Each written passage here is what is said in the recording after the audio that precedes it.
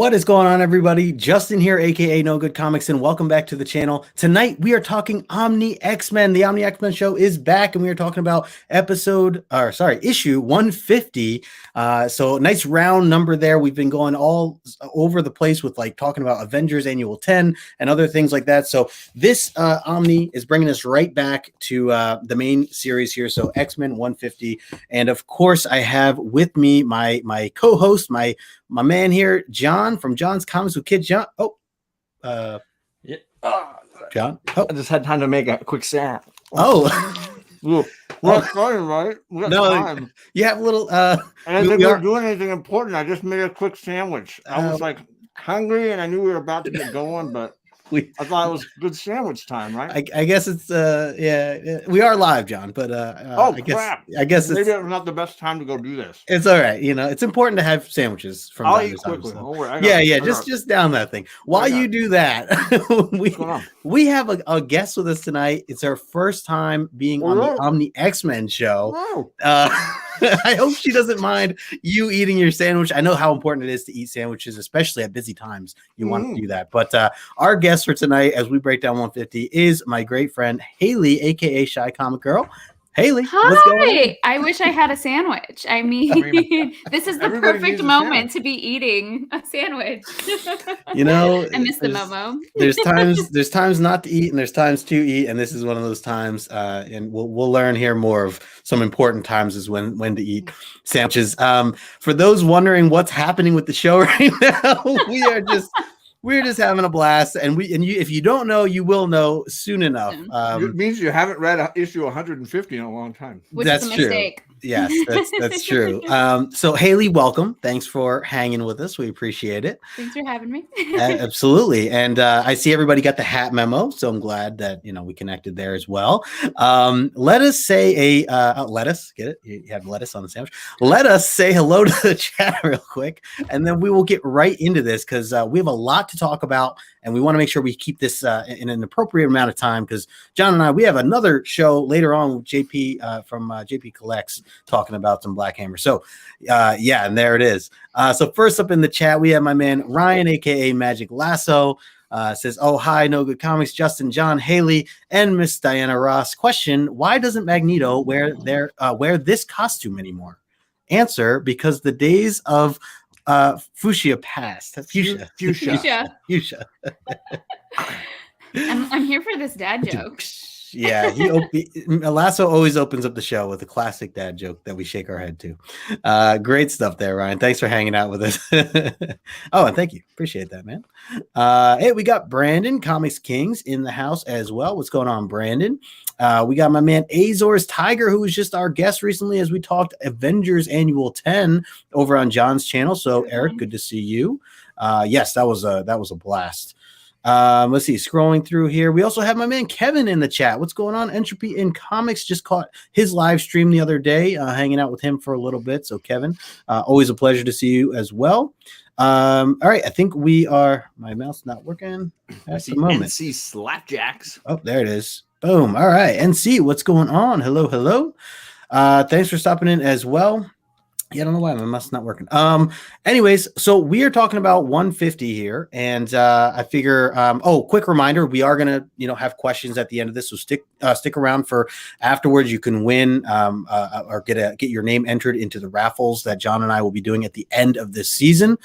So the raffle giveaways that we will be doing during that time, again, it'll fall a little bit closer to the summertime. John has a really cool mystery box that he'll be giving away. That'll be more of an X-Men focused mystery box. I even snagged a sweet X-Men key at my shop just to throw in the box today. So there's first Nimrod. Very nice. Plays a key role in some of the current stuff. That's for sure. And then the other thing we're giving away is this beautiful piece right here with our Omni X-Men branding on it. And this is by our good friend Nicholas Lane 77. So again, Nicholas, thank you. If you want to win this piece, all you have to do is answer our questions later tonight correctly, or be funny about it, because we take a funny answer as well. And Hailey will choose that winner for each of those questions. So we'll have 4 questions later this evening. So stick around for that. Otherwise, make sure you're subbed up to these two as well. John, of course, because we go back and forth on each other's channels for this show. So we'll be back on John's show next week to break down the king size, right? King size annual It's King Size Annual 5. Five. And we're gonna force the bearded comic bro to read X-Men books. I was gonna say, the diehard mutant fan, right, Greg? And then of course, like I said, make sure you're following Hailey, Shy Comic Girl. I'll put her information in the description below. Hailey, love all the stuff that you're doing over on your channel and over on Instagram. So yes, looking forward to more of that. And so let's dive into this. Oh, we got a couple other folks in the chat. Jackson Roy Kirk, hello, my friend. Good to see you, as well as Jamie, aka J Hood Creative. Thanks for stopping by. And my man Guy Forge is in the house as well. Hey, X people. That's right. You're in the right place, my friend. So we're talking about 150 right now, and I want to get your general thoughts here. So I'm going to pass it to you first, John. What did you think overall about this issue, and how would you grade this on a scale of 1 to 10 CGC grading? I think any issue of X-Men that has Magneto in it is obviously going to be near the top of the scores. It's just generally the plots and the character developments that push these stories to their peak. He's the villain that brings out the best or worst in the team, however you want to look at it. And I'm always happy to see him on the cover and know that he's a big part of what's going on inside. So this issue does not disappoint in that. It's definitely X-Men versus Magneto. And I also think it's got the rare, anti-action ending. It's an emotional impact ending, which I think is a wonderful twist and works even better because of it. So I would rate this very high. I'm in the 9.4 range on this one. There are definitely some flaws to it and some stuff that I don't necessarily love, but overall, just a really good book. Nice. Well said. Great grade. Why don't you have a Buddy or sandwich while I pass it down to Hailey? Hailey, what are your thoughts on this book in particular, and how would you grade this on a scale of 1 to 10? Well, you guys all know that I love Magneto. He's my favorite character in X-Men, period. And so this is one of my favorite issues because, like John was saying, you get such a complete arc in character development with Magneto, from where you're beginning with him in the beginning of the story, and then at the end it is an emotional ending, which I am here for all of the feelings. So this is one of my favorite endings. This is one of my favorite Magneto stories because I think it really is a turning point for his character, and it highlights a lot more of the not necessarily hero aspects, but the good in him, the good that is underneath all of that, arrogance and desire to kind of take control and power. So I would say this is at a 9.7 for me. Love it. Great grade. Well said. I agree with both of you. There's this is a very strong issue. And I was excited just all week. As I read this, I read it a couple times. And again, this is part of that newer stuff that I haven't really explored before all the way up until now. So really fun to, dive into this for the first time. And John, like you said too, it's Magneto, anything with Magneto involved, it has my attention automatically, even the cover, which I know we'll get into. So yeah, I'm excited for that. And I too will put it right up there as a 9.4, maybe pushing to a 9.6 grade wise. So definitely one of the better as of recently that we've been kind of going through. So we'll get into this real quick. I want to say a quick hello to Albert. Albert Loves Comics hanging out with us as well. He's been a guest on the show here recently. Good to see you, Albert. And Kenneth Bird hanging out in the chat. Good to see you, Kenneth. We were just talking about JP Budget Collecting also with us. We're going to be over on his channel later tonight for some Black Hammer discussions. So thanks for stopping by, JP. As always, Cyclops sucks, as he says. John Stout, my man, John Stout. What's going on, John? Another John here hanging out with us. So good to see you as well. Magic Lasso pointed out, he said, so when this issue was new on the spinner rack, it was too expensive to buy, 70 cents, but it had a few days later, a friend's mom gave $1.50 to go buy soda and candy, and I spent half of it on this issue. That's awesome, Ryan. That's so I would do the same thing. Yeah. Great move. Hey, we got my man Steve as well. Team Nerd Herd in the house. He's my man. I hang out with him. He's my man. That's right. You guys do hang out. You do have that. Good to see you, Steve. Thanks for hanging.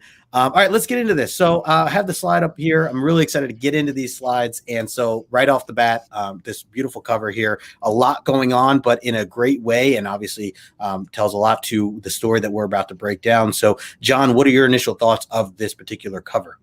I mean, it's what you want from an X-Men cover, right? You've got X-Men versus Magneto, boom, right there on the cover. You got somebody tragically maybe injured, dying, and being held in the arms of another character. Like there's a lot of great drama right here on the cover. I've never understood how Magneto can stop the blast of Cyclops with his little bubble there. But I don't care. Like it's just cool looking. Yep.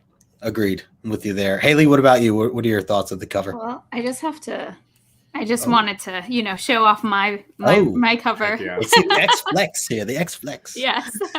No, I love this cover. So this is one of the things that I had to bring with me when I went to see E2 to get signed by Chris Claremont, because this cover is amazing. Like John said, all of the drama and action with Cyclops and Magneto. And then it has Kitty Pryde on the cover, who is like another one of my favorites, and Storm. And I love the relationship between Storm and Kitty. So this just has it all for me. I love this cover so much. I am so jealous that you got to meet him and get his signature. One day, I plan to. One day, I don't know if he's going to be at C2E2 next year or this year, but I'm going. So hopefully, I hope so. Yeah, I haven't seen anything. We'll have to. Yeah, for sure. I hear he's a talker, but he's super chatty. That's what you want, though, right? Yeah, for somebody who has this kind of legacy. Yep, I'll wait. All of the things about Magneto. I was like, I really like him. He was like, why? And then when I explained it, he just like did this whole story about like why he loved him too. And then like it was one of his favorite characters to write. And I was like, wow, oh my God. Yeah, I love that. I hear he's so down to earth. That's really cool. Roy Kirk says, I thought that Kitty dies for her poor fashion sense. Yeah, last episode or two or issue or two has definitely kind of raised that question. So I think if we were all held up to the standard of our teenage year fashion sense, we would all have died long. This is true. All right, let's get into the issue here, and we open up with some beautiful panels, along with just some evilness that goes on, and the vibes that I got. We totally got the Doctor Evil, and I feel like we touch on that a lot. It's just so perfect, though. It fits so well because this is that era of like James Bond villain kind of stuff, and that's what obviously Mike Myers is roasting. Yeah, and so we get Magneto, and he's currently addressing the world. I like how he's standing there. He's got the globe kind of sitting on the desk there next to him. But yeah, he is like projecting himself to reach out to all the leaders of the world, essentially, to put out this this threat that he wants everybody to give up their weaponry and the nuclear war type stuff and all the different things that they have, the control. He wants to take over, and also because he addresses he's sick and tired of his people, right, mutants dying at the hands of humans. And obviously, as X-Men fans, we know that that's a long-term battle war that's gone on for years, and obviously Magneto being at the forefront of trying to stop that, but maybe in ways that aren't so much the most correct way to go about per se. So here he is, demanding, and he's pointing his finger. You can see him talking to all the different leaders in the world, telling them what's up exactly, what they're going to do. He's like, you guys can bomb each other all you want, but you're not going to get my people involved. And so all this stuff, and so he wants to take basically control of the world. What were your thoughts on these particular panels here, John, when you saw the splash page, and just seeing as you read around to get through these panels? I think Hailey mentioned the ego of Magneto is obviously always on display, whether he's just like, let me just look at the cape, look at the flex, look at the guy, just like he's just like, he drips, he oozes ego, right? And I love it. I love this whole sequence. I love the way they split around his head, all the different like panels. I think it's just really just he just dominates, and he's dominating these pages in a big way. Totally. Well said. And Hailey, what about you? What were your thoughts when you first saw these splash pages? Well, when the way that it's framed, right, it's supposed to be very menacing. And so when you get to the actual text of it, though, and what he's saying, it's why I love like Magneto and how he's written, is because what he's trying to get at is more peace than anything, but it's with the threat behind it of violence. And that's always like that line that he's towing. And so instead of it being like, I'm just taking control because I want power, it's, I want you all to cease like nuclear weapons, and asking for things that are actually really great for humankind and mutant. But it's again with this threat of violence at the same in the same breath that makes it problematic. But that's why I like it, because it's the design of it is really juxtaposed by what he's actually saying. So I loved it. I thought it was such a good entry. Yep. Well said. And I know a ton of this issue focuses on like this fortress he's got with this field around it and all the technology he's using to like attack these countries.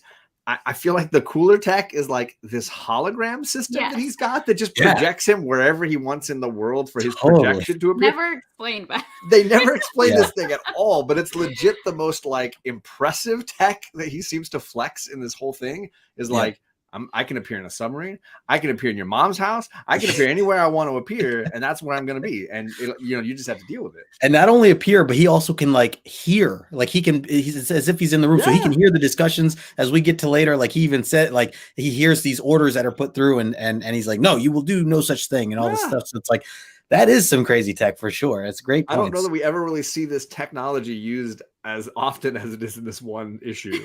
Right. Yeah. We don't really get that again. I don't know. We got my man Gore Vidal hanging out with us. He says Magneto has no use for Cold War politics or their leaders. Yeah, absolutely. Good to see you, Gore. Let's see. Bigger ego. JP, bigger ego, Magneto or Doom? It's got to be Doom, right? Nobody's got a bigger ego than Doom. Yeah. I mean, Magneto's up there, but he's Doom. He's on the scale, but that's not really fair. So moving on here, we get I wanted to just zoom in on some of these things. So afterwards, he basically turns off this transmitter as he's walking down the stairs, and kind of reveals this story. Right now, one thing that in case you forgot, we have Cyclops here hanging out with Lee, who was the sailor or the lead sailor of the ship that Cyclops was working on. They've been trapped on an island for so long. Now we finally get them here, where they kind of from the storm and everything wiped them ashore here, and so now he's underneath Magneto's kind of he's living with Magneto, which is kind of weird. But so seeing some of this, you hear some of his plans, and he really explains to Lee and even Cyclops like why he's doing what he's doing. You can kind of hear the pain that he's dealt with all through the years and being a mutant and being treated the way he has, and kind of sees like Lee won't understand, she's human type of stuff. But the one thing I want to point out with this particularly is how serious this conversation is, right? And he's having this whole thing. As he's explaining, he says mutants, with mutants ruling the earth and you being the ruler. This is what Cyclops is saying. He says, yeah, are you, mutants ruling the earth and you being the ruler of the mutants. And he's like, yes, does it sound so terrible to contemplate? Of course, that would be the plan. And going into that, we get him kind of lashing out. He's upset. He's telling Lee about freedom because she brings up freedom. And he's like, this is, here's real freedom. He explains himself. The thing that I was cracking up about is right after this scene, it goes right into, by the way, Cyclops, Leaf Force woman. Who is she? What happened to Jean Grey? And he goes, oh, she died last year. He just like immediately just starts to like change the subject and like, so how's your girl and who's this, by the way? Like, so you can see he's somewhat racist, right? He's like, you're dating a human. Like, what happened to the amazing mutant that you were with? If you were with a mutant, like, what's with the step down? Like, who's this? Almost like she's not in the room now either. Absolutely, because she is meaningless. Yeah. Right. Well, and it's like as if they haven't been living there too. Like what has taken place during the duration that they've lived with him. Yeah, he had time enough to like dress them in like amazing Flash Gordon outfits. Oh my gosh. So yeah, I had to laugh at this. I just thought it was just such a turn. These panels, by the way, the three that I have up here right now are actually all together. I just split this up with a BT dub. So as it jumps in and says, by the way, it just like shifted gears so much. It kind of threw me off there. Quick hello to Philly Phil. I see hanging out in the chat. What's going on, Phil? Thanks for hanging out with us as well. So yeah, any general thoughts with this? He kind of, him explaining a little bit more of his plan and stuff to Cyclops and Lee. Hailey, I'll pass it over to you. Yeah, I think so. One of my things that I've always like appreciated or admired about like the character of Magneto is that he looks at the world and sees all of the, especially because of like his origin of growing up with the Holocaust, he sees all of the pain and the suffering, and he's so upset by it and so fueled by it and wants to fix it. And the ways that he goes about it is oftentimes like not the best way. And yet I do feel like, we have the X-Men who are these heroes who are battling all of these things to, help save the world often. But Magneto's plans often seem to be like a little bit grander, larger about like, how can we actually be proactive and what is the legitimate solution to these things? Not just kind of stopping them or trying to fix them like in the moment, but like being like more preventative. And so that's something that we see here. It's like there are people, she talks of freedom. He's like, well, there are people starving. Like, what would it look like if we could imagine more of like this like utopia? And yet it's with him at the helm, which is the ego and like the kind of narcissist in him. And so, and you don't see Cyclops kind of offering anything else as like a counter. He's just like, well, that's not the way. But then like, what is the way? So that's something that I always love, these kind of serious discussions that end up happening with Magneto, because we're getting this kind of like the devil's advocate kind of like, okay, but what is the alternative? And so there really isn't an alternative being offered. We just are being told that Magneto is wrong. And then, you know, and then we get to talk about Jean Grey. yeah. Then we kind of shift gears. By the way, one thing I also forgot to note is, in case anyone was wondering why Cyclops' eyes are open within these panels here, we also learn that there's this force field that Magneto has in place that basically is removing all mutant powers except his own. I don't know if that necessarily has to do with his helmet per se, because here he doesn't have his helmet on, but he has this field set up in a way that it doesn't affect him, but it affects any other mutant. So, and that obviously will play a part later. But so if anyone's wondering, he didn't have his glasses or his shields with him, but that they got destroyed. But he's able to still open his eyes and see because of this force field that's around him at the moment. And so with all this going on, we get this flashback here, and again, this is just a quick, Scott talking about what happened to Jean Grey. And Magneto kind of, he's saying he cares. He's saying that he's, he can grieve for her too. And he's lost so much as well. We also get a little bit of a glimpse that he talks about his family and stuff. His again, some people call this parts of his origin story, the series, because of some of the history that we learn about Magneto as well. So, but yeah, I thought this was great as well. Yeah. What's going on, JC? Good to see you, man. So yeah, John, any thoughts here with this as well, with some of the panels I just shown, and also? No, I mean, I agree with everything you're both saying. I think he's a character who has a ton of compassion for problems that face the downtrodden, and specifically obviously mutants, and you can see that his compassion comes out for Scott and for Jean like right off the bat. So I think that's a great moment. Agreed. All right, so moving on then, we getting into this. I throw a couple of extra panels on here, but we get basically a disturbance or an alert that goes off, and Magneto grabs his helmet quickly. He says they're under attack, and it comes to find out that there's a submarine that has actually launched missiles at their lair. After he just addressed the whole world, basically saying like, don't even try to test me, because I'll show you what I can do if you don't think that I can. And so unfortunately, we're talking about his like, projecting himself. This is the example, that middle panel there, where he kind of shows up, and he's like, unfortunately, you guys are all going to pay now for launching that thing. And it's cool because it's cool to see how he took those missiles out, obviously with the abilities that Magneto has, throws them right into the ocean. Very much a throwback, this is clearly an inspiration for that X-Men First Class sequence what I was with thinking, the sub and the missile launch, and that's the Cuban Missile totally Crisis. Thought of that now. And Hailey, you haven't watched that movie yet, right? So I was gonna say, because I was gonna make that reference, but I was like, because I know part of our movie review crew. No, you didn't even spoil much, but like I'm like, I don't know if she'll know that reference though. But yeah, that Hailey, scene though is clearly inspired by this sequence, and it's the best scene in the movie for me. Just Magneto versus a submarine is like, yes, let's do this. Exactly what I've been wanting. I mean, it's the best Magneto moment for me. Totally. And so then from here, like he goes and threatens that city. I forget which city that is. It was not Moscow. It was Veracino.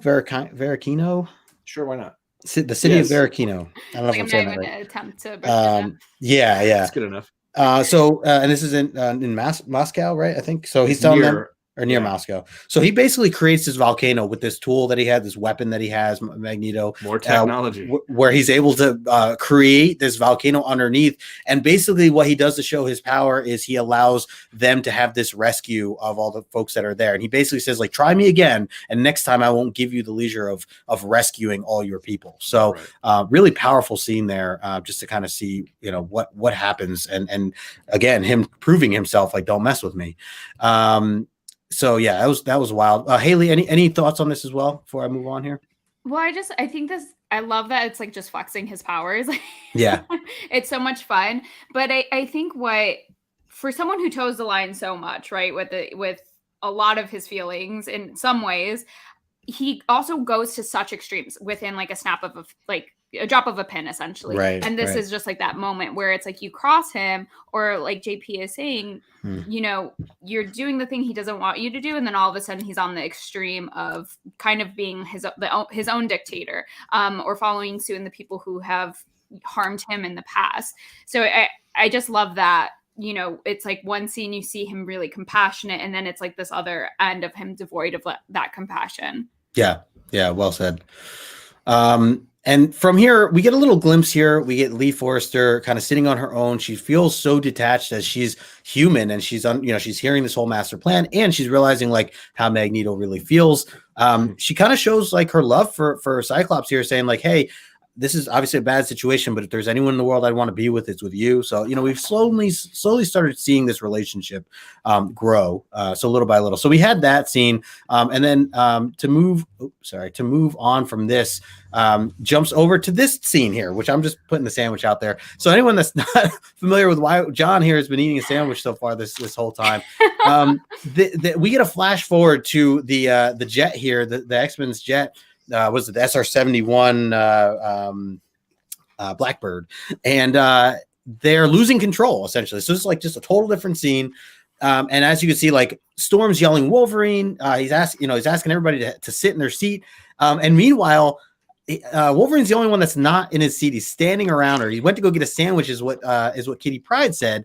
And because of this, you can see him going flying forward, and he bumps heads with Storm here. And I just have to say, if we joke about it, John was just talking about it, if it wasn't for this sandwich, if Wolverine was not up and about out of his seat, then maybe this all would have not happened. But really, a sandwich, Wolverine. Sometimes you just can't say no. You can't say no. I guess it was like so. This is the moment. This is what they wrote into it. I was like, that is so ridiculous. So brutal. What's up? I totally get it. Sometimes you just need a sandwich, you guys. Gosh. I also died when he his head hit Storm, and they're like, because of his skeleton, it knocked her unconscious. I was just like, what? Yeah. That was hilarious to me. I was, this was it definitely I did a double take of this because I'm starting to think wow, if this whole accident that's about to happen, which yes, there's this accident that's going to happen, could have been prevented, if Logan just ate before he went on the mission, or two, he just didn't, he put that aside and said, I'll forget it. I'll eat later. And unfortunately, let's just be honest. The Blackbird has a supply locker with sandwiches in it. Clearly, they are ready for this eventuality. Yes, yeah. Where's this kitchen at, and how much can they cook in it? That's what she says. She says he's in the supply locker, getting a sandwich. So it's not like the armory back at the mansion where there's AK-47s or whatever. Right. Instead, they've got the sandwich locker on the Blackbird. Oh my gosh! Hey, we got 62 Lefty Blues in the house. What's going on, man? And I saw 808 Zilla also hanging with us. Appreciate you stopping by as well. Also, Denthead in the house. What's going on, Denthead? Thanks for stopping by. JP says poor Lee to fall for. Cyclops will drop her in a heartbeat. Yeah. We know how it goes, JP. We know how it goes. There's definitely that. And then we get into, the rest of the accident. So basically, they were on their way, right, to help out and rescue and stop Magneto. But now they go crashing to the water. Luckily, it's water, right? Kitty Pryde here, barely just in time, waking Storm back up after being knocked out by banging heads with Wolverine, Metalhead, so luckily she was able to land the jet down smoothly, at least, smooth enough where there's no accident, but they still go to some degree drowning. So we get, we have on the right, we have the kind of the scenes as they sink. and how they're going to get out with that. But we also get a little flash over to the left, which we see that Professor X is with our friend Peter again, Peter Corbeau. Corbeau. He's on vacation again. He's on. I was going to say he's fishing again. We know doing him. His little vacay break thing. Yep. And he's hanging out with Moira, right? Our girl Moira, and also Carol Danvers, who we learned is now kind of hanging out with Charles recently from Avengers Annual 10. So interesting that she was there as well. So yeah, basically the plan on that side is, Xavier's going in from a telepathic side, right? And trying to, reach Eric that way as the team is going in by the jet. So flash forward to the jet side of things. Like I said, they go underwater, they're underwater. And we learned that, again, out of nowhere. Well, one, I don't remember if we confirmed this before, but we learned that Colossus can basically be underwater and not need air as long as he stays in his metal suit. Yes. So we learned that, but we also find out because of where they are, right near the island, because of that, the field that is being projected out to any mutants, it turns off their mutant ability. So he obviously turns back into a regular human, in which case he almost drowns here, pretty much, which is kind of scary. So we get this, and then we flash forward. Really, a sandwich, guys? A sandwich? It was good. God, it was a John, really no, good. I need one. I finished it. Good. All right, I'm glad you finished really it. Hashtag worth it. So then we get to this part here. This was great. I'm Lee, so glad you highlighted this. Yes. So we get Lee, who is Wolverine's second strange decision in like 3 pages. Totally strange. So yeah, Lee is looking out the window. She sees that there's something in the water there, and she discovers that that's basically the team. She doesn't know. She's walking up to them right there. As you can see at the bottom left, Wolverine randomly throws her into the water. Not quite sure what he was trying to accomplish there was he and trying why. to get up? Or, yeah, because it doesn't feel that way. He just is like, oh, I hope she could swim. Definitely not. And then also obviously not the rest going to grab her, but right. And then you get this moment here. There, Colossus looks like he's going to die. Essentially, he can't breathe. And we jump into Kitty Pryde saving the day here, and this magic moment as we cue the music. If you're home, play this magic moment. Sandlot, man. It'll be a perfect moment. So I'm running through some of this, but give me some of your thoughts here, Hailey. I'll pass it to you. Everything from the jet all the way up till now, the team kind of landing and getting here. What are your thoughts on some of this? I just had like the dumbest thought, though. Really quickly, I'll share it too.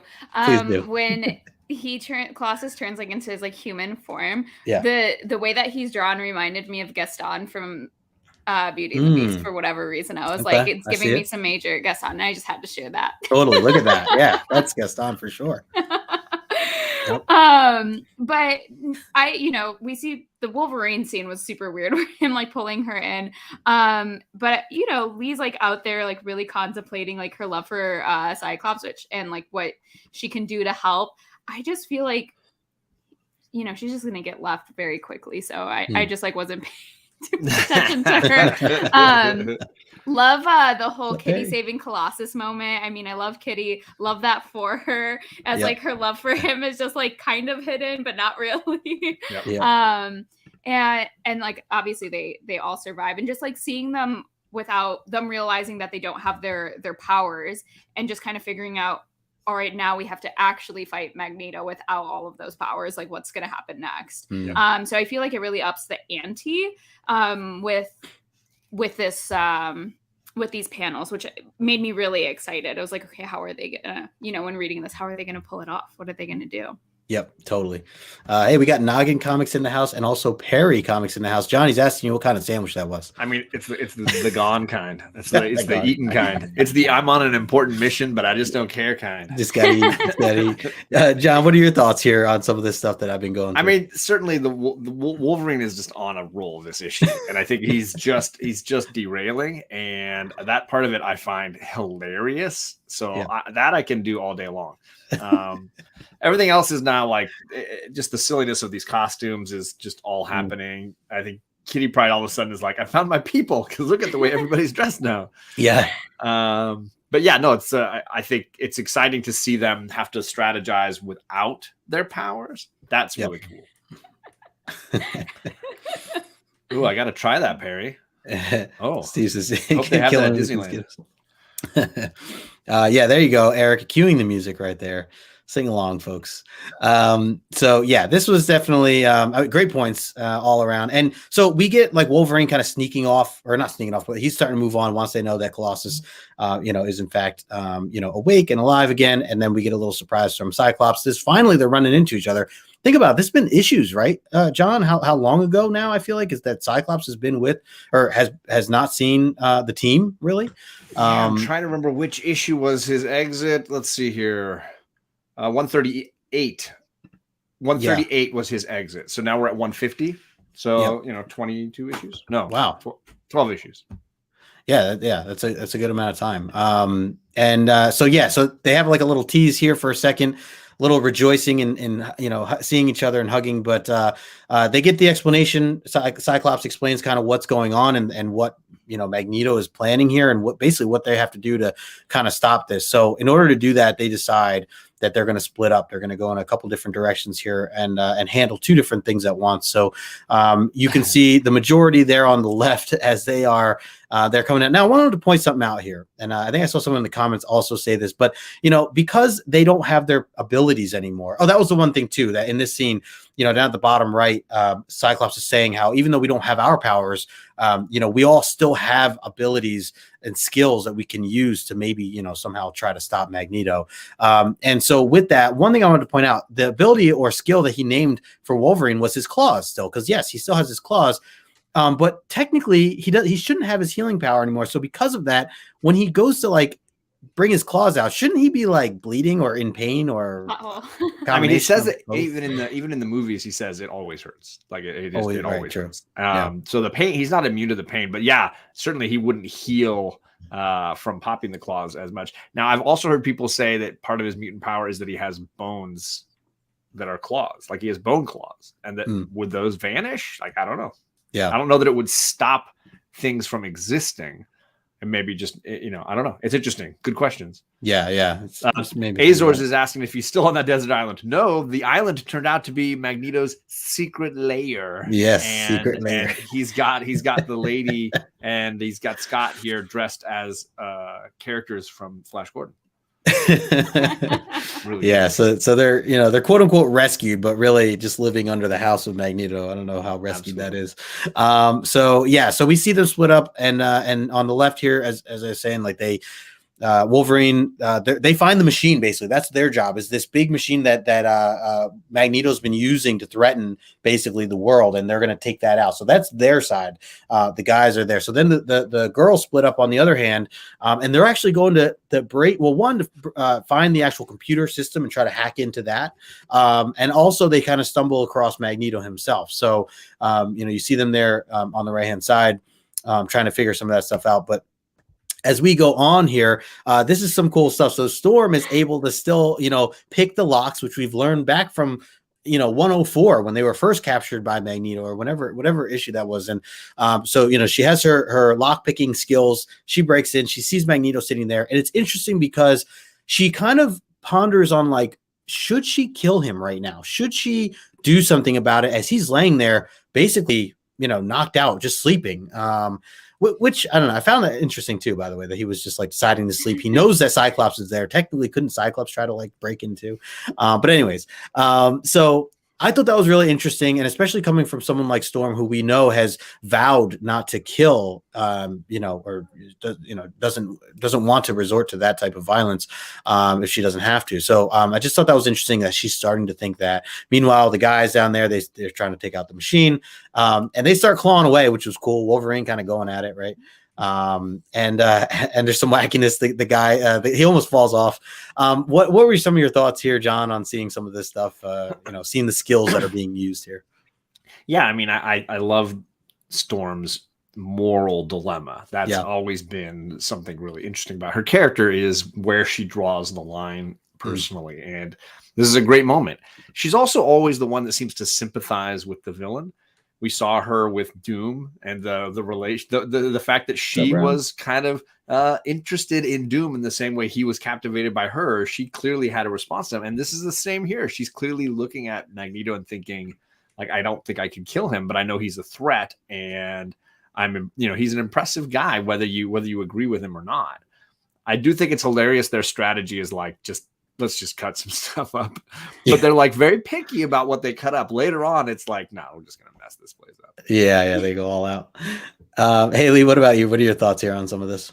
Well, there's like a frame where I forget who had said it, but they were just like, oh, like the women's powers here are no use to us. Like there's like a frame where like that's why they justify splitting up. And I just thought that was like really interesting and kind of funny. And then like John said, I love Storm's moral dilemma. And I think it shows also with Magneto what some of the mutants kind of see in him, because like there's the side of him that has compassion for them, and then Storm has a ton of respect for Magneto. She mentions it and like can see what he offers essentially if it wasn't for this threat. And I also love that it's like towing this line of whether or not to kill him, because that kind of comes back full circle towards the end of what is the difference between Magneto and the X-Men, and if especially you're going to kill, what is that moral justification? Is there any moral justification? And so I think like that this question is coming up consistently with different members of the X-Men, as Magneto is even, you know, not necessarily kind of questioning it, at least in the beginning, but with these world leaders, like, right, there's this kind of justification for violence, and yet, you know, as soon as she's kind of pulling the knife, she's like, no, I can't. Right. And so she kind of holds integrity with herself, which I really love. But that's when Magneto wakes up. Also, just Magneto being, you know, super randomly ripped and like in bed. He is notoriously the most ripped grandfather. Always. He is absolutely. I hope I'm ripped when I'm whatever age. He's always 80 or whatever. Yeah, it was pumping iron and moving metal. I was like, I want to look like that. And I love documentary. It's Silver Fox Henry Cavill. Yeah. Oh my gosh. And that they're just like, you know, right. Wolverine is just cutting everything up like John said. He's just like, and there's no alarms or anything. He's like, why is this so easy?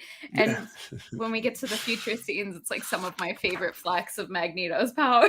Oh yeah, so good. Right? Oh yes. Quick hello here to Daryl. Read your comics. What's going on, Daryl? I also saw the Bronze Page hanging out with us. Said hello to Perry before. Sorry if I missed y'all. Noggin Comics was also hanging out with us here, so appreciate everybody. Brother John also, what's going on, Brother John? Yeah, so and then we get some more, you know, some more flying here as part of that scene. Just wanted to throw that in, but just some cool stuff here as you know, since he can't bamf, right? Nightcrawler can't bamf, but he figured out a way to still be able to save Wolverine and not die. You know, he kind of miscalculates his jump there at the bottom, but he does still you know, land fairly strong, at least land enough where he can hold on and be pulled up. So that was good. Yeah, so we get back to here, kind of what we were talking about, seeing Storm, watching him sleep at first, Magneto, and really considering, like, you know, this man wants to, you know, he's a danger to the world and threatening the world the way he is. You know, I could stop this right here, essentially. And so is that what I do? She's even like sweating. You can see, like, as she's really putting this thought through her. And then of course, you know, he wakes up as she picks up, you know, a knife that he was using from a sandwich, probably a similar sandwich to, I mean, it's the thing to Wolverine. So, yeah. And when he wakes up immediately, like, does this blast where she goes flying out the window. Yep. And again, we got to remember, like, Storm can't fly right now. She doesn't have her ability. So that's probably not a good thing that she's flying out the window. But that's kind of last we see of her right there.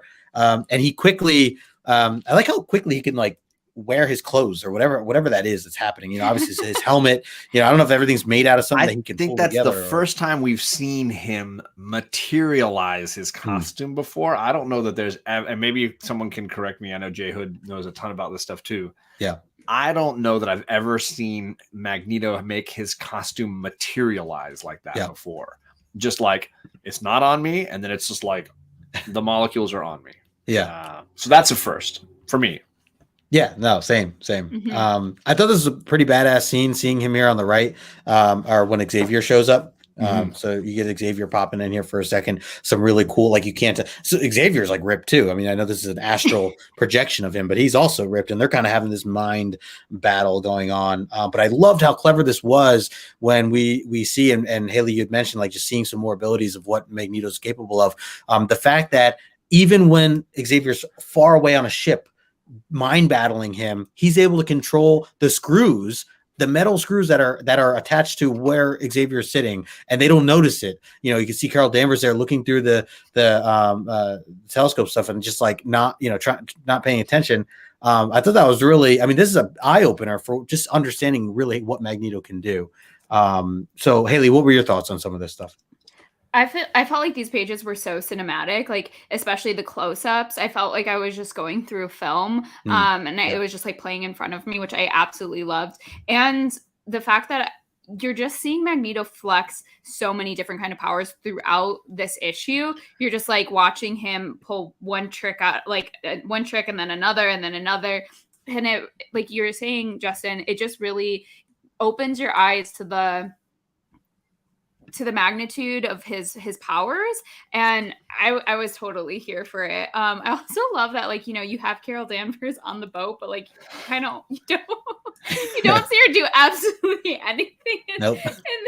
Well, she is powerless at this point, right? She has no abilities. What we do see her wear is her best Daisy Dukes costume. That's right. Everyone else, but everyone else is essentially powerless in this issue, right? So like, Truly. That's why I thought was and she really is a interesting. soldier, like she is a military. You know, she's gone through the military at this point, so yeah, it's not like no excuse, Carol Danvers. Right? She uses binoculars. Here's Spidey. Yes, she's yeah. That's her tool there. And Storm's just getting hit like consistently throughout this issue. Yes. Though like she's awesome. I just love Storm so much, and I really like you're seeing her consistently get back up and fight. And I feel like she's just one of the toughest ones out of this whole issue as well. Yeah, and just agreed. Consistently. Yeah.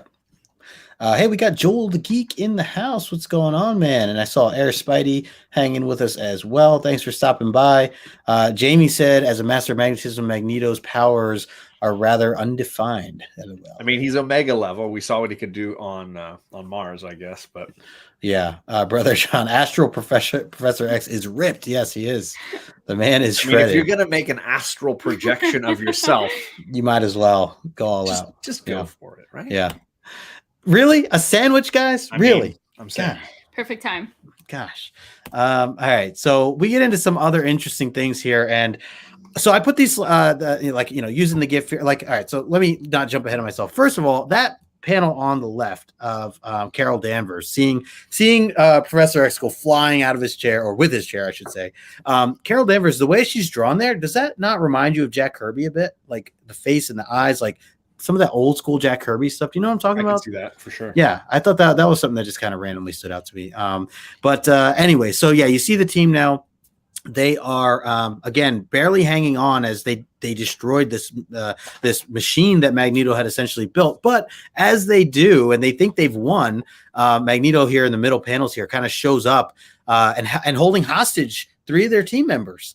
And says, yes, like you may think you've won this, but you really haven't. And he kind of, as I put Thanos here, kind of reverses everything that the team has done, because obviously, as we talk about how he can control the metal, he puts the machine completely back together again. Yep. After they had just tried to destroy it. So that scene really, I pictured that strongly with Vision and Thanos. So I had to put that in there.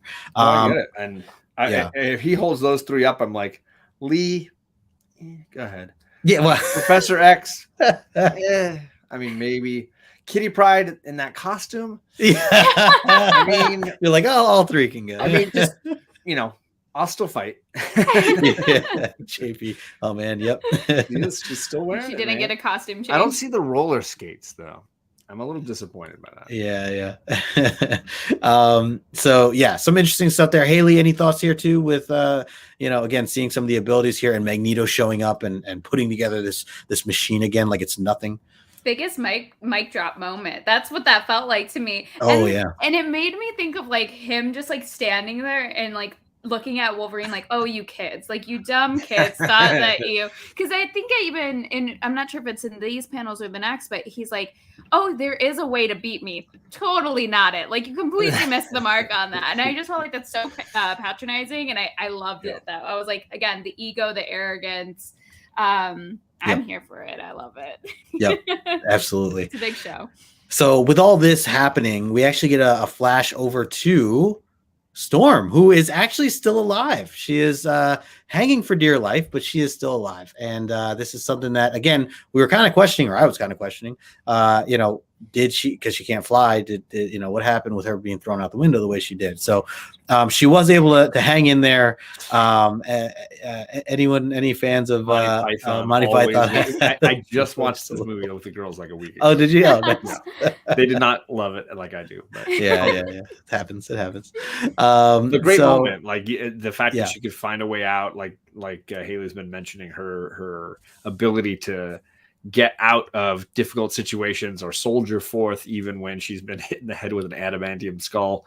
Like it's not easy. These are not easy things to overcome. And I love that she's all scratched up. Like maybe she's rethinking this costume that like doesn't really cover a whole lot, but she's going to keep going. I appreciate her ingenuity, the using of the cape, really clever. Yeah. Hailey, anything to add here with this? Oh, I just loved it. I was like, yes, Storm, you got this. Yeah. When I was reading it. For sure. So she finally settles back in. She destroys the computers as she's like, well, let's just give this a go and see what happens. And right as she does that, blows the whole thing up. Love how, this scram kind of explosion happens behind her. Love the lighting and just the way that panel is there in the middle. But with that, the team gets their powers back out of nowhere. This was really like in an Avengers MCU moment. I feel like I could hear the animated series theme song. All like exploding back.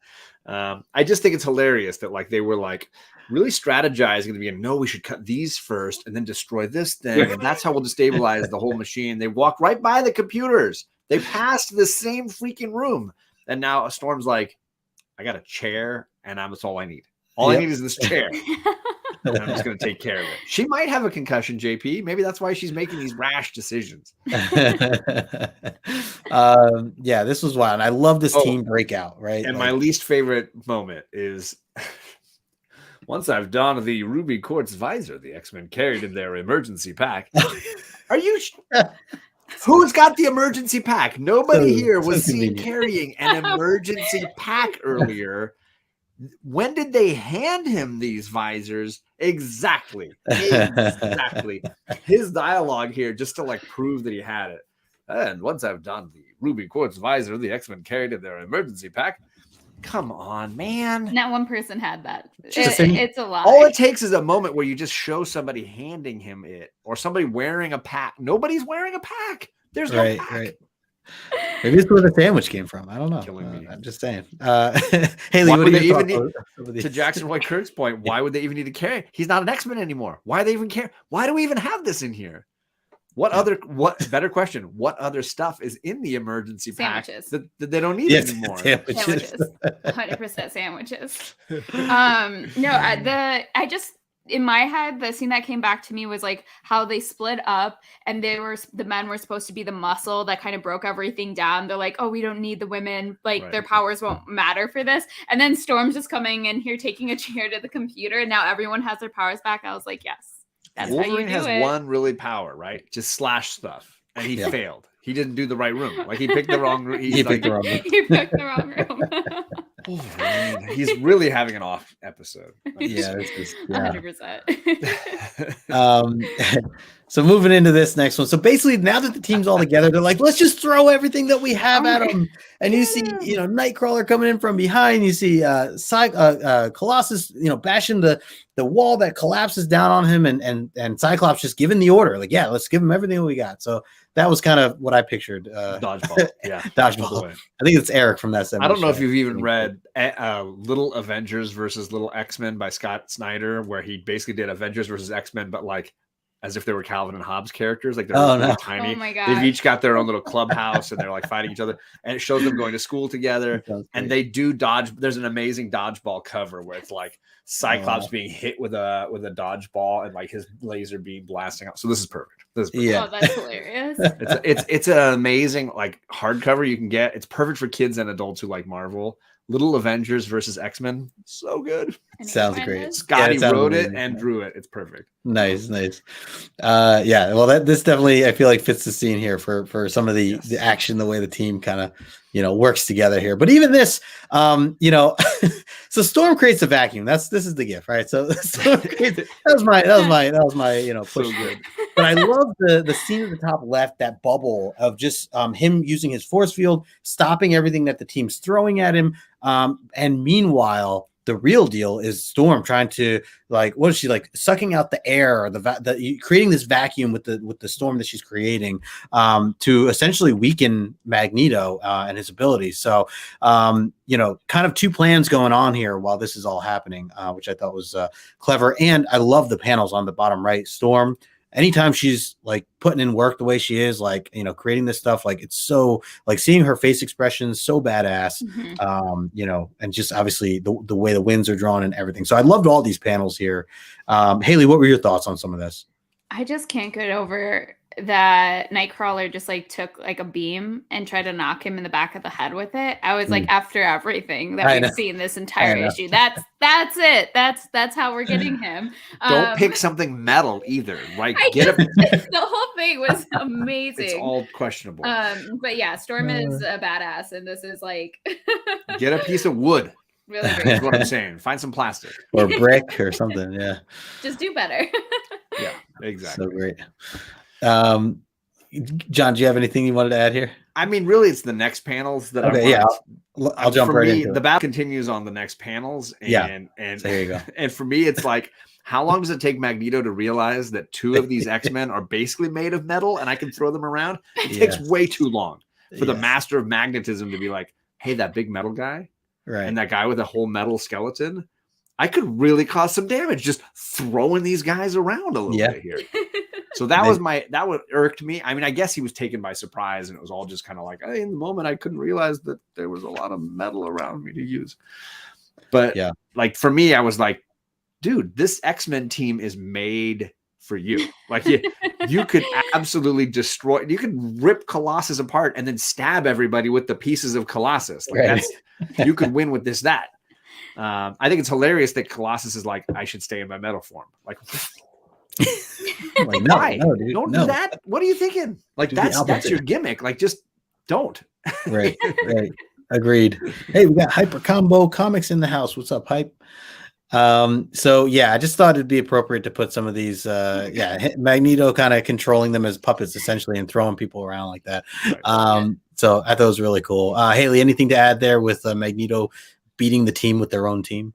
No, I mean, I was just here for it. I was just watching it. Just again, so many moments throughout it. I was I just feel like he's playing with kids, except for when Storm's actually beating him. It's just oh, I'm gonna toss you around. Oh, I'm gonna put everything that you ruined back together. It's just none of it. Right. It's facing him. Yeah. It's the first time they thought, no, it's not. No. They totally knew. Everybody. Sove Collector's here, buddy. Not a surprise. Oh, hey, what's up, Michael? Good to see you, man. Thanks for stopping in. Happy Tuesday to you as well. So let's keep this going here.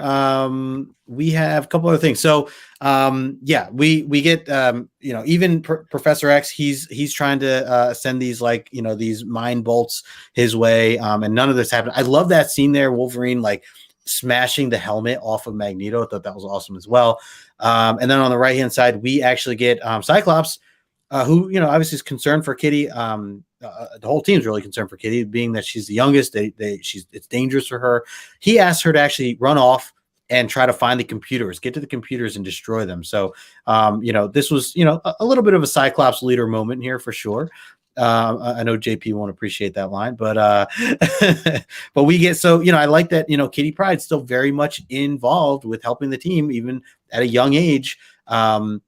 where she might have some doubts of, not feeling like she might not know what to do, but she clearly, steps up and helps the team here in a big way. So, and I kind of laugh because at what she ends up doing with everything is kind of what Professor X yelled at her, in the first place for. We'll get to that momentarily. But so moving forward here, again, more of just a distraction, right? The team finally, Colossus takes your advice there, John, turns back to human, has a fist fight with Magneto, which is a little bit better in that sense. But this is where Magneto's realizing that Storm's been working on this vacuum that she's been creating this whole time. And that's really been the bigger picture here.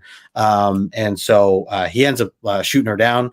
This whole thing with the electricity and everything else going on. There was a lot of science going on here with how he took her out. But I thought these were some wild panels here. John, what do you think of some of this stuff?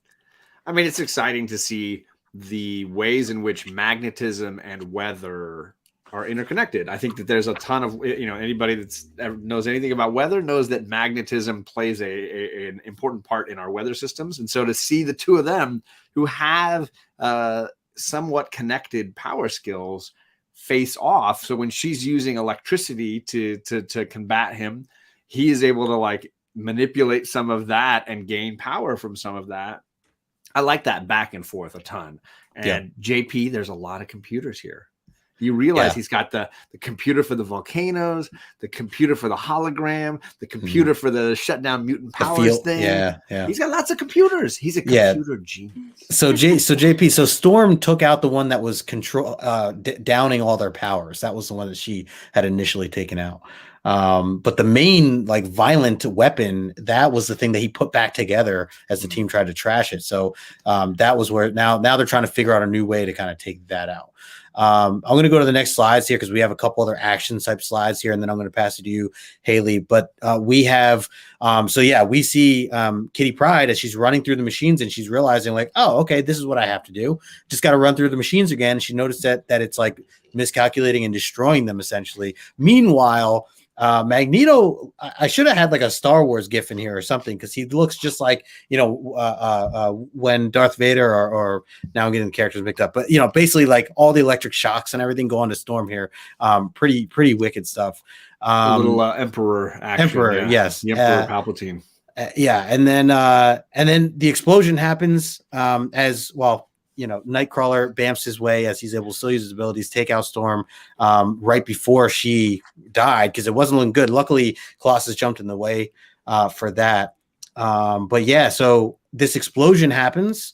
And this was like where we get kind of some of the serious like actions here, right? We get Magneto saying, "How dare you?"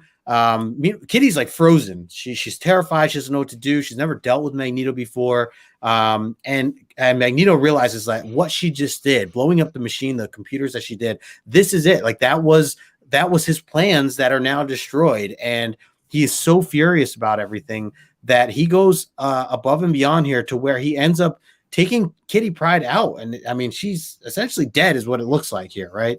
And with his anger and how he feels towards her, with the electric bolt and everything else, as she is trying to phase through, you could see her hand kind of going through his body there.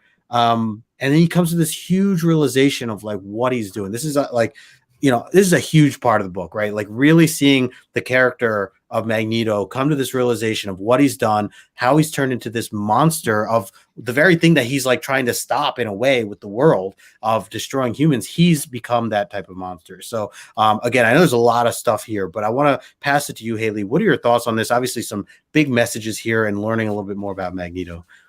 Yeah, I mean, this was like probably like besides the opening, my favorite part of the book. I mean, you see Kitty just really actually setting everything up, like her actually bringing everything down. So you see how important she is to the X-Men in that sense, like what she can do with her powers. And I think that really like lifts her up in her credibility in the X-Men. And then you also see like that kind of childlike moment when she's like crying for Storm to help her, and you see also that relationship. It felt really, really maternal and kind of like a either older sister or kind of like a mother to her, where she, she's still a young kid. And so I love kind of seeing the height of her power, also with like how weak she can be, and not in a bad way, but she is really young. And then I loved what this does to Magneto. That it really had to be Kitty, the one who he almost kills, or who he thinks he kills in that moment, because it triggers so much of his past trauma of what he experienced with his wife within the Holocaust, how he lost his family, and so much more than just how he sees humans to be now. But it's really like that vicious cycle of like when someone experiences trauma and then perpetuates the trauma of themselves because of like they're unable to kind of heal from that or really escape from it. And so I felt like this was such a moment of realization, of growth for him in a lot of ways, because he's so brokenhearted by what he's seeing in himself and what's reflected back in that moment. He's so tunnel visioned and so blinded by his anger of that he's held on to. And then this is where it gets him, right? Like he's totally failed himself, I think, in a lot of ways. And there's so much shame that comes into that. And he's ready to kind of also accept death because he's, shocked that he got to this point. I loved everything that was happening in this scene. I thought it was really well written, and the emotion that is drawn on their faces and body, and Kitty's body being limped, and him hugging her, it feels incredibly emotional. So I was like, my feelings. Yes, totally. No, very, very emotional and well said. A lot of different things with that, the growth that we see immediately within Magneto. Also, we, as you mentioned too, like they mentioned Auschwitz in here, which is like the first time of that being mentioned, of kind of his history, remembering some of the stuff that had gone on at that time as a kid, and knowing the monsters that were of that time, and now how he's kind of applying it here and turning into a monster himself. So, John, I'm going to pass it to you. What were some of your thoughts here on this kind of ending to this? I mean, I don't know how I can top anything. Hailey said it perfectly, and kudos to you for knowledge of story and character. Because this is the crux of the whole piece, and to end it without a big fight, to end it without some big explosion or some big punch or battle, to end it with emotional damage, to quote Joel there. I think that's the beauty of this issue, is that it is not Colossus's strength that defeats the villain here. It is clearly the emotional baggage he's already carrying and the accessibility of it, and seeing Storm even come flying in ready to electric shock him again and say, no, I don't need to hit him. Like he's already suffering, like he has already gotten the lesson. Yeah, his words there too, of just like basically saying, do what you do, kill me if you wish, Wind Rider, I will not stop you. Like truly giving in and saying like, I'm in the wrong here. Definitely a big step. I wanted to highlight JP said, so actually Kitty and Storm useful, and the rest of the team not so much. I mean, and it's the kind of the story of the X-Men. Right. So, psych, not at all. Yeah, exactly. So definitely clutch on their part. And to your point, Hailey, like, the fact that it took this length of an action to happen, something like Kitty Pryde dying at his hands, it took, in order to wake up is scary. So heavy moments for sure. Hey, we got Nicholas in the house. What's going on, Nick? Thanks for stopping in. So let's get to these last couple panels here. So basically now he disappears. Magneto escapes. No one can find him. Professor X trying to, search the island, as he says, telepathically, cannot find him. The rest of the team there kind of looking like a beach party at this point. I know that a lot has happened, but Storm looks pretty relaxed there. Everybody's in their bathing suits. They got a little fire going. Definitely a shift in the mood here, right? And while it is a dramatic shift, I do appreciate these moments of like laughter and the team getting along and things like that. So I'm a huge fan of that. And of course, I had to throw in little Jedi tricks here, as she even mentions Kitty doing Jedi tricks here, trying to lift this boat, and everybody at first kind of thinking like, whoa, like hold on a second, how's she taking the ship out of the water or whatever? And then it turns out it's Colossus this whole time. So thought that was a nice lighter way to kind of end things after such a heavy moment or moments. And that's the issue. So John, what were your thoughts here on this kind of last bit here as we close up this issue? I think the common flaw that we always come across in these issues is they wrap it up so quickly that you're just like left a little like whiplashed. Yeah. Like, Yeah. wait, what happened? Magneto was just getting captured, and now he's gotten away, and you're having a freaking beach party. Like, what? Come on, gang! All in a Keep page your and a half. You know, keep your eyes on the ball. What are you gonna get a sandwich now? Like, give me a break. The sandwiches are coming, John. Sandwiches. I just that part definitely like threw me. That transition was very abrupt. But yeah, to your point, I love the Empire Strikes Back throwback here. Obviously, you can tell the era that these books were made in. Like, you can see that the things that were in pop culture were the things that were mentioned by Kitty all through this run. Oh yeah, absolutely. Hailey, any final thoughts here on kind of these closing scenes?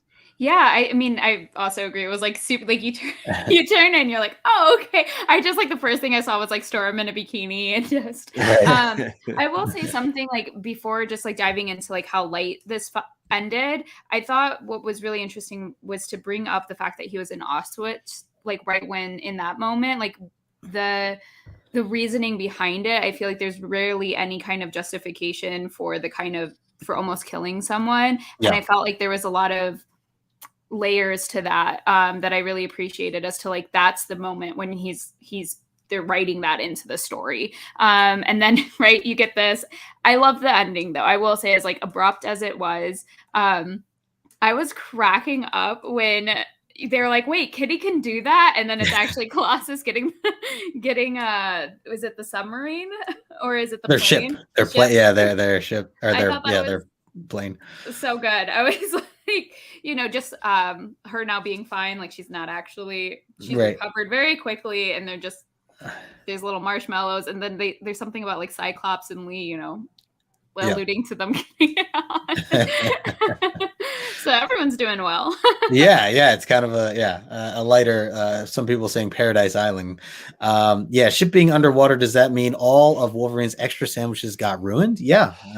Unfortunately. Supply locker is airtight. Where'd the marshmallow come from? Yeah, no, that's all of these things are in the supply bag, people. Like, yes. Where's this food coming from? It's in the bikinis are in the supply bag. Everything was in the supply bag. The swimsuits, all of it. Like Mary Poppins bag, like the whatever X-Men. Yeah, right. Oh my goodness. Savage Land, the nice side. Yeah, this is a little bit of the nicer side for sure. That's the issue. We have some of the numbers here. We're doing pretty good on time too. Yeah, we're doing well. Considering this was a giant set. Really? The sandwiches, guys. God, seriously. It could have everything could have been way different if these damn the sandwich one sandwich difference and the whole thing's out. It's a game changer. Want a marshmallow, so. It's a game changer. Well, the bathing suit there, yeah. All right, let's get into the numbers. So key elements. The sandwich, I love it. I mean, we're talking key elements, John, for 150. I think first appearance of Wolverine's hangry issues. Yeah, that's true. These are all things that should be labeled on the slabs but are not. Next time they should update the CGC and have a little sandwich there. So Magneto origin story, I mentioned that towards the beginning that this obviously points out a lot of those specifics, talking about his Jewish ancestry and the childhood spent in Auschwitz, and then as far as the money goes, there's a couple of 9/9s out there, John. Some 9/9s, and we've been seeing them now past couple of issues. So their last sold was $900, which I just thought that was 2019. So that number clearly is way well. Actually, I don't know, maybe not way different, but it's probably still up there in the thousands, knowing that this big boom had happened. The 9.8s I put down at the very bottom. That is the actual breakdown for the 9.8s of a 30-day, 90-day, and 1 year. So it actually went down. So I love that you do this, by the way. That's just great info. The kind of like broken down by the 30-day. So I mean, even though the fair market value is listed as 180, by the way, this is Go Collect if anybody's wondering. The fair market value is 180, the 30 days at 148. So I mean, I would pay $148 for a 9.8 of this book. I think that's a great deal. For being first appearance of a sandwich, I think that's huge. I think it's huge. So I love that Brother John says, "What I miss, I stepped away to make a sandwich." That's then right above it, Joel says, "X-Men don't have first aid kits; they have food and bikini kits." There you go. That is yes, yep. Oh, I love that. I mean, Joel. cool. Great stuff. I think I like theirs way better. Yeah. Oh yeah, don't forget the Yes. the shades there. In my head, I was hearing Kermit and Fozzie in the Muppets. Oh, in the Muppet Mystery, where they're checking like all the supplies for their. Right. So good. So yeah, not and then of course, the 9.6 is going for $60 as a fair market. So about 3 times there. It seems pretty reasonable. I would pay $60 for a 9.6 for sure. I would absolutely $150 for a 9.8. So yeah, after this, I'll jump over to eBay during our Black Hammer show. So and that's all we have. It's kind of wraps that up. Any final thoughts here before we get into the questions? Because we do have a couple of questions. Everything good. All right. And again, people who are hanging with us right now, thanks so much. Don't go away because we are going to get into these questions now where you could get yourself entered into our raffle ticket. As I mentioned earlier, you can win a mystery box from John, or we also have this lovely artwork here done by Nicholas Lane 77. That'll go to one lucky winner. So if you get your name answered, if we're just looking for 2 correct answers. So if you know the answer, type it in. Even if someone else wrote it already, type it in anyways, because you might be able to get qualified. And of course, we're looking for a funny answer. So if you have any type of humor that you can answer these questions with, we're going to let Hailey choose for each question. Hailey laugh. Which one's the funniest? Yeah. Play to the audience, right? So you gotta, whatever you think Hailey will find funny.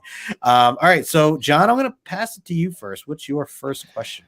So last issue we read was actually an Avengers issue. It was the first episode of the Omni Avengers Club. And we were reading the Avengers versus the Brotherhood of Evil Mutants in an annual issue 10. And my question is, after the Avengers, of course, realistically defeated the Brotherhood, what's the first thing they did after they defeated the Brotherhood of Evil Mutants? Much like this issue, where they defeated Magneto and went and had a beach party. What did the Avengers do when they defeated the Brotherhood of Evil Mutants? Yep. TikTok. Sorry if you keep hearing my girls singing in the halls or running and bouncing around on their phones. Oh no, you're good. Making videos. They did not make sandwiches, JP, but good one.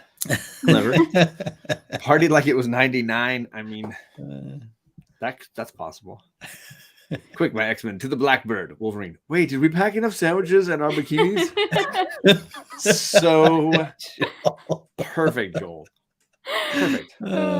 Spot on. Amazing. Avenged other stuff, says Brother John. They avenged other stuff. Close? No. All right. So that is the correct answer. Waiting for one more person to basically have it. They went to the X Mansion pool party and reunited with Carol. They went to the pool party.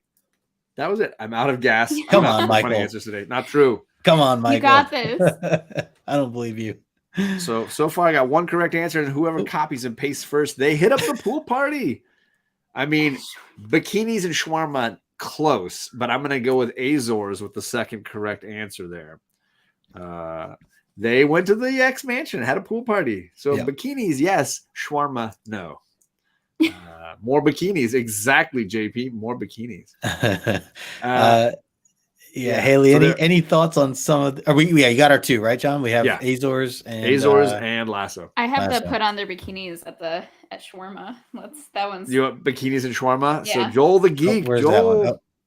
Yep, there it is. Nice.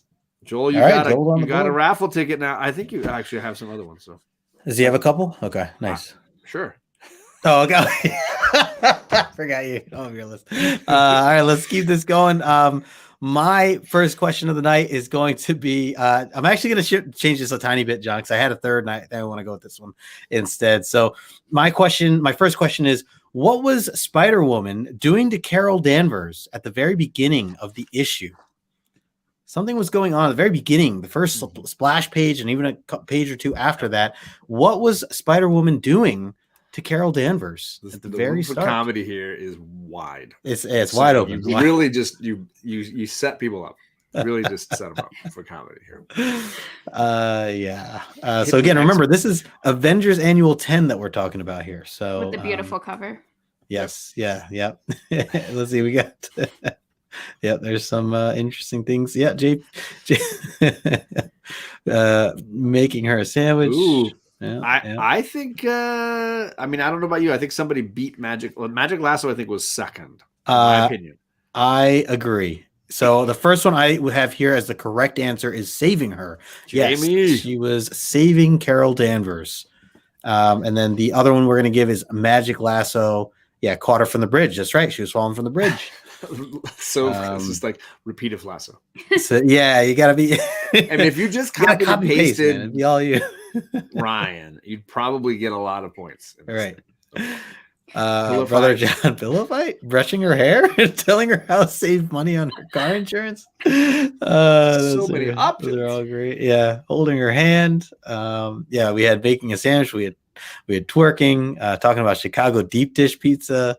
Gave her costume advice. That was Kitty Pride. That And, was a and Kitty. Kitty gave her some costume advice. Haley, what are your thoughts here? Anyone stand out to you as Brother the, John comics. Going with Brother John? The pillow. Yeah, these are great The pillow questions. fight. Yeah. All right, Brother There you John on the go. board. Very nice. All right, John, what's your second question of the evening? So if you watched our show last time, I highlighted at the end there was a panel that I found very disturbing, a panel that I felt like was not drawn well, and in that way really stuck out to me. So what was the disturbing panel that I saw at the end of Avengers 10? Yeah. Hopefully you were there for it. I honestly had not read the issue in a while, and I was surprised at that panel. It was like stunningly poorly drawn, I guess I could say. Yeah. Even in Spider-Woman's current comic book, she still has to save Carol. I mean, sometimes. She had no nose. I don't remember that. A sandwich that didn't look tasty. Is there such a thing, JP? The better question, JP, is a hot dog a sandwich? Oh. No. I mean, it's a piece of bread with some meat in it. Debate is on. Debate Is a hamburger a sandwich? I remember in seeing Good Will Hunting and having a character say, "We got sandwiches now," and they're burgers, and I'm like, "A burger's a sandwich?" It dawned on me that somebody might call it a sandwich. The disturbing never. panel with John's high school photo. I mean, that would be really disturbing. Ian, Hood Rat Comics in the house. What's going on, Nope. Ian? Carol has a booty. What are you talking about? Professor X's Now I'm gonna look back. I'm Why checking. don't you back. give the hint, John? There's a hint that you could drop with Yes, this. it is in the bikini sequence there. What? It does involve Carol. No, but I was gonna say the show you referenced. I referenced Saturday Night Live. No, sorry, that was a Seinfeld. I Seinfeld. referenced Seinfeld. Yeah. there. Oh, We do have a correct answer. Bikinis. We have one correct answer. Yeah. Cyclops always, no matter how it's drawn. Come on. The guy's ripped. He's ripped. He's always a good looking guy. The hand holding. Okay, so I got Jackson and then Lasso. Okay. Yep. Yes, the man hand. It was this panel of their hands being held together.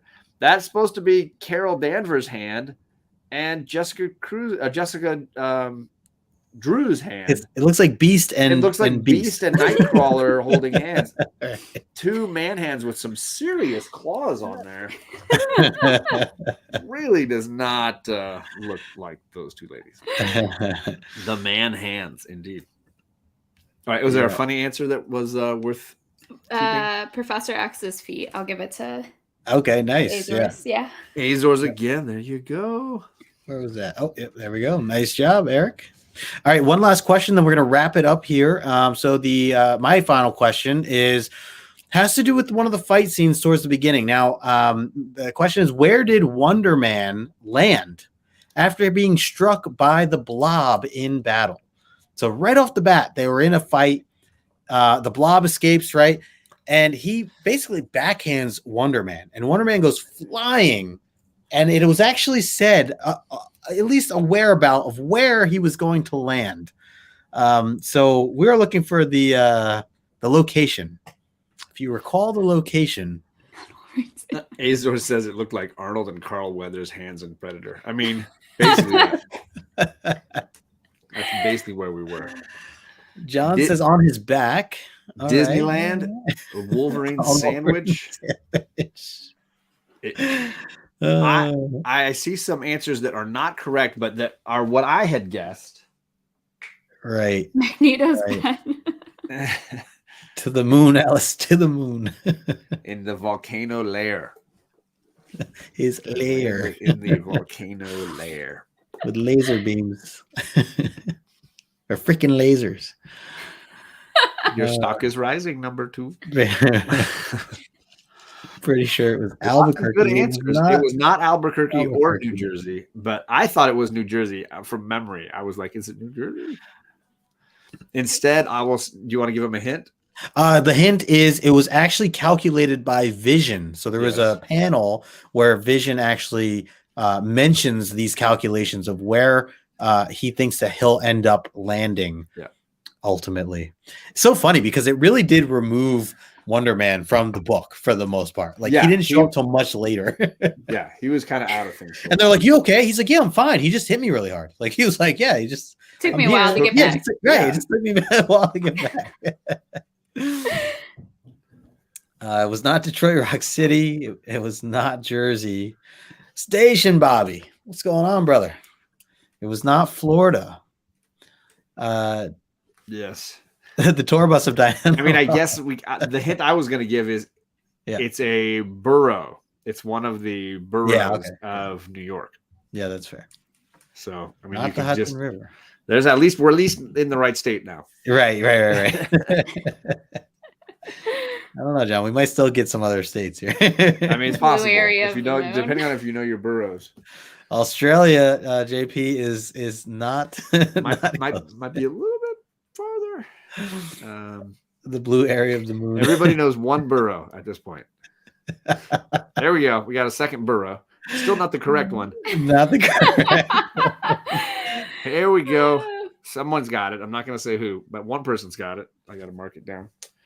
Mark it, dude. Mark it. All right. Yeah, I see. Only one. So, hold on. We got Frank in the house. What's going on? Coffee and a comic. Hello. Oh, there it was. Of course, the second person was. So the first we had was Jamie. Yep. It was really the West Bronx was the most accurate answer that we were looking for, and then Magic Lasso there with the West Bronx. So, I really hope somebody actually opened the copy of their book and actually checked this. Maybe. I mean, yeah. I mean, we didn't touch on it too detailed. So, all right. So, thanks again, everybody. So we have one more. We need a comedy answer. Oh, that's right. JP with I think it was on Wolverine sandwich. Oh, nice. All right. Yep. That's here we go. Always want more sandwiches. So everybody in the chat, thank you so much. A huge thank you to Hailey for joining us. This was a blast, and I'm glad that you chose this one to break down with us. So thank you again for hanging with us. By the way, Hailey's gonna be in my neck of the woods later this weekend. So really excited to hang out with you, Hailey. It's gonna be awesome. I can't wait. Yeah, for sure. And why don't you tell people too, kind of what you have coming up? Because I know obviously there's something else that you're planning shortly after that. Yeah, so it's my birthday next week, and I am going to I am going to be throwing like a little birthday bash celebration on the 7th at 6 p.m. Central Time, and I'm going to be having some people who are pretty special to me come on in the chat, and just we'll talk about like how we got connected and my comic journey with them. And thank you. Yes, there will be lots of giveaways. So Romany House is going to be giving away a comic box. We have coffee, we have comics. Bird City Comics is going to give away some exclusives, and then I have some friends who are donating some comics. So I'm really excited. It's been so much fun to plan. I'm a little nervous. It'll be my biggest stream yet. So please come so that you could get free stuff and then you can hang out with all of us. That is awesome. Yes, it's going to be awesome. I put Hailey's information in the description below, so make sure you sub up her channel and follow her over on Instagram, as well as this guy right here, because we're going to be on John's channel next Tuesday at 9:00 Eastern. So make sure you are there for that as we break down King Size Annual number 5. So yeah, we're still kind of jumping in and out of the main issues here. So keep that in mind. But we do have to jump. We're going over to JP's channel, JP Budget Collecting. We are going to be breaking down Black Black Hammer Volume 2, as John has right there. So I'm very excited for that. So again, thank you to everyone that's hanging out with us in the chat. We always appreciate it. Or if you're watching the replay, thank you as well. We'll hopefully see you next week on John's channel, or maybe in the next hour here with JP. So again, Hailey, thank you so much. And we will talk to everyone later.